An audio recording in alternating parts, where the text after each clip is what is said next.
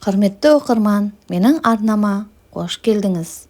Менің арнама тіркеліп, лайк басып, комментария жазуыңызды сұраймын. Қыркүйек айы, кешкісін бөлем екеуміз көшеге шықтық. Менің ойымда ештеңе жоқ. Ал бөлем менен бұрын бір жігітпен танысыпты. Сол жігіт келді де ортақ танысымызға бардық. Ол біздің құда баламыз болатын. Жай әңгімелесіп, олардың сыныптастарына бардық. Онымен танысып, біраз әңгімелестікте машинамен ауылдың көшесінде қыдырдық. Мен махаббатқа сенбеймін. Бір уақытта құда баламның сыныптасы қолымды ұстағанда жүрегім бірдеңе болып кетті. Солай олармен 2 күнде кездесіп, ортақ тақырыпта сөйлесіп жүрдік. Одан мен үйге қайттым, ал таныс балдар қалаға кетті. Содан жылжып 5 жыл өтті.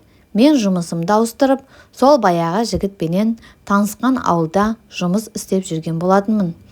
Кешкілік ойда жоқ жерде сол жігітті кездестірдім. Ол мені танымайтын шығар деп ойлағам. Жаныма келіп амандасты. Біраз әңгімелескеннен кейін менің телефон нөмірімді алды. Мен жазғы демалысқа кеттім. Ол хабарласады деген ойлаған жоқ едім. Бір күні телефон шырылдады да, ар жағынан оның дауысы естілді. Мен жұмысқа келгенде кездесетін болып келістік. Солай тамыз айы да келіп жетті. Арамызда шын достық сезімі оянды. Мен оны сол алғаш кездескен сәттен бастап ұнатқан болатынмын. Бірақ оған білдірмедім. Дос болып жүре беру маған жеткілікті болатын. Бірнеше айдан кейін махаббат оты күшейіп, жиі кездесетін болдық.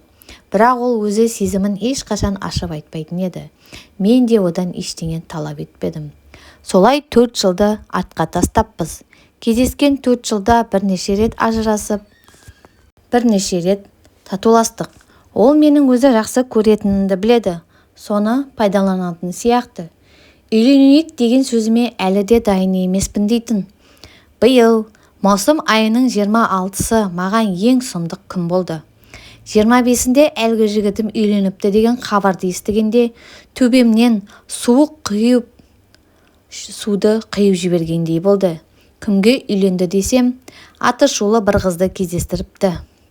Мені соған айырбастағанына жыным ұстады.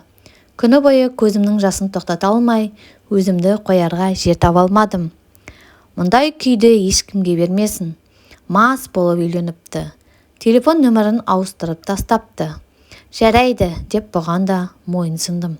Менің қолымнан не келеді?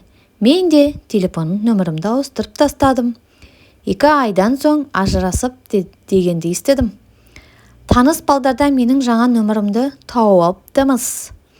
Бірнеше ай хабарласып жүрді. Маған сенен басқа ешкім керек емес деп те қояды. Ал мен не істерімді білмей қайта кешірдім сол. Бірақ қуанышым ұзаққа бармады. Басқа бір қыздың аяғын ауыр қылып, соған үйленуге мәжбүр болыпты дейді. Тағы да босаттым. Бірақ кет десем де кетпейді ғой. Мен ол қызбен тұрмаймын деп мазамдалып болды. Шын сүйген адам кешірімді болады дейді. Бірақ мен оны қашанғы кешіре беруім керек. Мен де отбасын құрып, сәби сүйгім келеді ғой. Осы жолы сүйіп тұрсам да кешіре алмайтынымды білдім. Оны тағы кешірсем, болашақта адал жар бола алама? Не істеймін? Кете бер дейтін десем, сүйемін. Кетпей десем, тағы жақсы отбасы болатынымызға сенбеймін.